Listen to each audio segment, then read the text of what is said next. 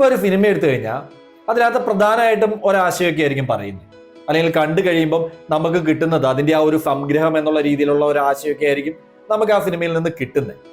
ഇപ്പോൾ ഒരു thriller cinema എടുക്കാം, ഉദാഹരണത്തിന് അത് എടുത്തു കഴിഞ്ഞാൽ അതിൽ മെയിനായിട്ട് ആ ഒരു ത്രില്ലർ എന്നുള്ള ആ ഒരു പോയിന്റിലോട്ട് അല്ലെങ്കിൽ ആ ഒരു എലമെന്റ് ആയിരിക്കും ആ സിനിമയിൽ മൊത്തത്തിൽ നിൽക്കുന്നത്. കണ്ടു കഴിയുമ്പോൾ നമുക്ക് കിട്ടുന്നതും അത് തന്നെയാണ്. അപ്പൊ ഇന്ന് പറയാൻ പോകുന്നതും അതുപോലെ തന്നെ സസ്പെൻസ് ഒക്കെ നിറഞ്ഞ ഒരു സിനിമ തന്നെയാണ് തീർച്ചയായിട്ടും. പക്ഷേ സസ്പെൻസ് എന്നതിലുപരി സിനിമ കണ്ടു കഴിഞ്ഞപ്പോൾ എനിക്ക് തോന്നിയൊരു കാര്യം എന്താണെന്ന് വെച്ച് കഴിഞ്ഞാൽ, നമ്മുടെ ഉള്ളിന്റെ ഉള്ളിലോട്ട് നമ്മളെ തന്നെ നോക്കിപ്പിക്കുന്ന ഒരു സിനിമ, അല്ലെങ്കിൽ നമ്മളെ ഇരുത്തി ചിന്തിപ്പിക്കുന്ന ഒരു സിനിമ കണ്ടു കഴിഞ്ഞപ്പോൾ എനിക്ക് അങ്ങനെ തന്നെയാണ് തോന്നിയത്. കാരണം നമ്മളിപ്പോൾ പുറമേ കാണുന്ന ഒരു രൂപം ആയിരിക്കില്ല യഥാർത്ഥത്തിൽ ഒരു മനുഷ്യൻ. ആ മനുഷ്യന്റെ ഉള്ളിന്റെ ഉള്ളിൽ പല കാര്യങ്ങളുണ്ടാവും, പല രീതിയിലുള്ള മനുഷ്യനായിരിക്കും. ആ രീതിയിൽ നമുക്ക് നമ്മളെ തന്നെ വിലയിരുത്താൻ പറ്റുന്ന രീതിയിലാണ് ഇവർ ഈ സിനിമ പിടിച്ചു വെച്ചേക്കുന്നത് എന്ന് തന്നെയാണ് തീർച്ചയായിട്ടും എനിക്ക് കണ്ടു കഴിഞ്ഞപ്പോൾ തോന്നിയൊരു കാര്യം. അപ്പൊ എന്തായാലും സിനിമയുടെ ആ ജസ്റ്റ് ഒരു ആരംഭം ഒന്ന് നോക്കിയിട്ട് അതിനകത്ത് എനിക്ക് ഇൻട്രസ്റ്റിംഗ് ആയി തോന്നിയ കാര്യങ്ങളും മറ്റു വിശേഷങ്ങളൊക്കെ പറയാം. ആരംഭം എന്നുള്ള രീതിയിൽ ഞാൻ പറയുമ്പോൾ അത് ഒത്തിരിയൊന്നുമില്ല, ഒത്തിരി പറഞ്ഞാൽ അത് ചിലപ്പോൾ സ്പോയിലർ ആവും. ഒരു നാടക ട്രൂപ്പ് എന്ന് പറയുമ്പോൾ നമുക്കറിയാം അതിനുള്ളിൽ അഭിനയിക്കുന്ന ആൾക്കാരൊക്കെ വലിയ പണക്കാരോ അല്ലെങ്കിൽ ഒത്തിരി സ്വത്തുള്ളവരോ ഒന്നും ആയിരിക്കില്ല. സാധാരണ മനുഷ്യര്, ജീവിച്ചു പോകാൻ പാടുപെടുന്നവർ, ഇങ്ങനെയുള്ള ആൾക്കാരൊക്കെ ആയിരിക്കും പ്രധാനമായിട്ടും. അങ്ങനെയാണ് പണ്ട് മുതലേ കണ്ടുവരുന്നത് ഒരു നാടക ട്രൂപ്പിൽ ഉണ്ടാവുക. ഒന്നോ രണ്ടോ ആൾക്കാരൊക്കെ കാണും, ചിലപ്പോൾ ഇത്തിരി സമ്പന്നരായിട്ടുള്ള ആൾക്കാർ, ഇതിനോടുള്ള ക്രേസ് കാരണം വരുന്നവർ. അപ്പം ഇങ്ങനെ അതിനുള്ള ആഗ്രഹങ്ങൾ കൊണ്ടൊക്കെ നാടക ട്രൂപ്പിൽ ചേർന്ന അംഗങ്ങളായി പോകുന്ന ഒരു ഗ്രൂപ്പ്, അതാണ് അതിനകത്തെ മെയിൻ ഇത്, ആ ഒരു ട്രൂപ്പ്, നാടക ട്രൂപ്പ്. അപ്പൊ അവരിങ്ങനെ മുന്നോട്ട് പോകുമ്പോൾ അവർക്കിടയിൽ വന്ന് ആ നാടക ട്രൂപ്പിൽ തന്നെ ഉണ്ടാകുന്ന ഒരു പ്രശ്നം, ആ പ്രശ്നത്തിലുള്ള പരിഹാരവും കാര്യങ്ങളും ഒക്കെ ആയിട്ട് ചർച്ചകളൊക്കെ ആയിട്ട് ആരംഭിച്ച് അങ്ങനെ മുന്നോട്ട് പോകുന്ന ഒരു സിനിമ.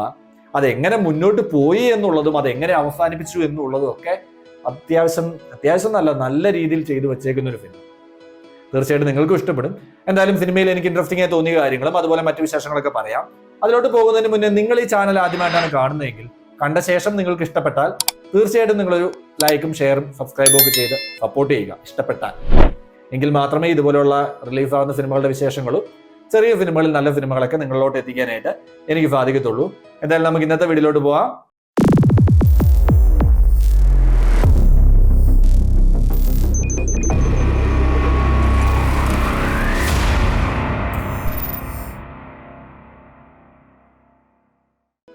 നമസ്കാരം, മൂവി ഫറമിലേക്ക് എല്ലാവർക്കും സ്വാഗതം. ഇന്ന് 2023 ആനന്ദ് ഇകർഷി കഥ എഴുതി സംവിധാനം ചെയ്ത് പുറത്തു വന്ന ഒരു മലയാള ചിത്രമാണ് ആട്ടം എന്ന സിനിമയുടെ വിശേഷങ്ങളിലേക്കാണ് നോക്കുന്നത്. ഈ പേര്, അതായത് ഈ ഡയറക്ടർ ആനന്ദ് ഇകർഷി, അദ്ദേഹത്തെ പറ്റി മുന്നേ ഞാൻ അങ്ങനെ അധികം കേട്ടിട്ടില്ല, അല്ലെങ്കിൽ ഇങ്ങനെ സിനിമകളിൽ അദ്ദേഹത്തെ പറ്റി ഒന്നും എനിക്ക് അങ്ങനെ വലിയ ഐഡിയ ഇല്ലായിരുന്നു അദ്ദേഹത്തെ പറ്റി. ഞാൻ ഈ സിനിമ കണ്ട ശേഷമാണ് അദ്ദേഹത്തെ പറ്റി അറിയാൻ ആഗ്രഹിച്ചതും അല്ലെങ്കിൽ അദ്ദേഹത്തെ കൂടുതൽ ഗൂഗിളിൽ സെർച്ച് ചെയ്തതും. കാരണം ഞാൻ ഇതുപോലൊരു മലയാള ചിത്രം കണ്ട ശേഷം ഞാൻ പറഞ്ഞിട്ടുണ്ട്, പെൻഡുല എന്ന മലയാള ചിത്രം, അത് കണ്ട ശേഷവും ഇതുപോലെ ഞാൻ ഡയറക്ടറെ ഒന്ന് കാണാൻ വരെ ആഗ്രഹിച്ചു എന്നുള്ളത് ഞാൻ പറഞ്ഞിട്ടുണ്ട്. അതുപോലെ തന്നെയാണ് ഈ സിനിമയും.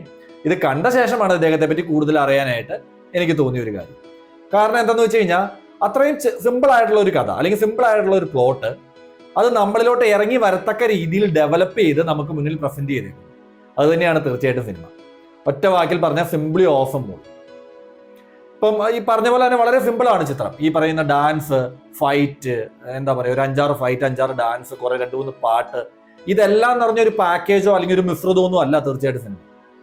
വളരെ ചെറിയൊരു പ്ലോട്ട് അല്ലെങ്കിൽ വളരെ ചെറിയൊരു കാര്യം, അത് നല്ല രീതിയിൽ ഡെവലപ്പ് ചെയ്ത് നമുക്ക് മുന്നിൽ കൊണ്ടുവന്നു. ഇപ്പൊ പറഞ്ഞ രീതിയിൽ തന്നെ നമുക്ക് മുന്നിൽ കൊണ്ടുവന്നു ഒരു ഡ്രാമ, പക്കാ റിയലിസ്റ്റിക് ഡ്രാമ, അങ്ങനെ ഒറ്റ വാക്കി പറയാം, പക്കാ റിയലിസ്റ്റിക് ഡ്രാമ തന്നെയാണ് തീർച്ചയായിട്ടും സിനിമ.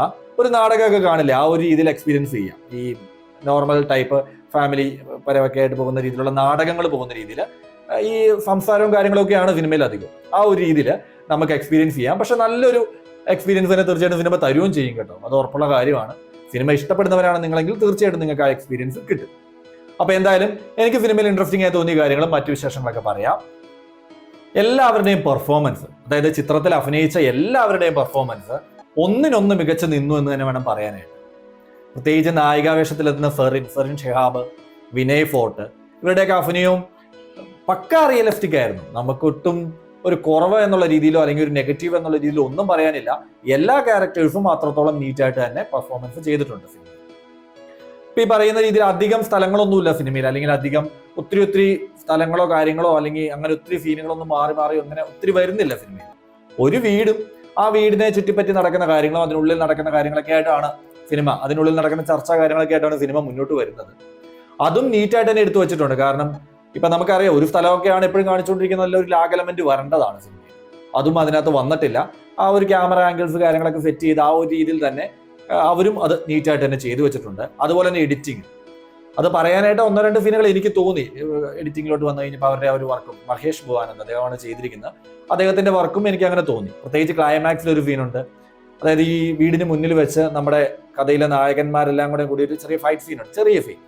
ആ സീൻ അവിടെ കട്ടായിട്ട് നേരെ നായികയുടെ മുഖം കാണിക്കുന്നുണ്ട്, ഓട്ടോയിൽ പോകുന്ന നായികയുടെ മുഖം. അതൊക്കെ കണ്ടു കഴിഞ്ഞപ്പോൾ അദ്ദേഹത്തിന്റെ പേരും എനിക്കിങ്ങനെ എടുത്ത് പറയാനായിട്ട് തോന്നിയ ഒരു കാര്യമാണ്. ഓവറോൾ നല്ലൊരു മികച്ച എക്സ്പീരിയൻസ് തന്നെയാണ് തീർച്ചയായിട്ടും സിനിമ എനിക്ക് തന്നത്. നിങ്ങൾക്കും തീർച്ചയായിട്ടും സിനിമ ആ ഒരു എക്സ്പീരിയൻസ് തന്നെ തരും എന്നാണ് എനിക്ക് തോന്നുന്നത്. പ്രത്യേകിച്ച് ക്ലൈമാക്സ് ഒക്കെ കണ്ടു കഴിഞ്ഞപ്പോൾ ഞാൻ കണ്ടുവന്നപ്പോൾ ഇങ്ങനെ വിചാരിച്ചു, ഇനിയിപ്പോൾ ഒരു രൂപത്തിന്റെ ആവശ്യം തീർച്ചയായിട്ടും ഇല്ല, അതെന്താണെന്ന് നിങ്ങൾക്ക് സിനിമ കാണുമ്പോൾ മനസ്സിലാകും. അപ്പൊ എന്റെ മനസ്സിൽ തോന്നി ഇനി ഒരു രൂപത്തിന്റെ ആവശ്യകതയില്ല. അങ്ങനെ തന്നെയാണ് സിനിമ മുന്നോട്ട് വന്നത്. ഒരു രൂപത്തിന്റെ ആവശ്യകത തീർച്ചയായിട്ടും ആ സിനിമയ്ക്ക് ഇല്ല. അപ്പൊ എന്തായാലും നല്ലൊരു എക്സ്പീരിയൻസ് ആണ് തീർച്ചയായിട്ടും എനിക്ക് സിനിമ തന്നത്.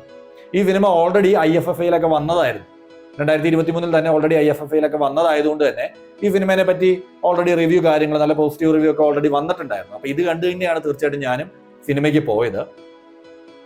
ഒന്നും പറയാനില്ലാത്ത നല്ല മികച്ച ഒരു എക്സ്പീരിയൻസ് തന്നെ എനിക്ക് സിനിമ തരുകയും ചെയ്തു. ഒട്ടും വേസ്റ്റ് ആയിട്ടില്ല, ഒട്ടും ടൈമും എമൗണ്ടോ കാര്യങ്ങളോ ഒന്നും വേസ്റ്റ് ആയിട്ടില്ല.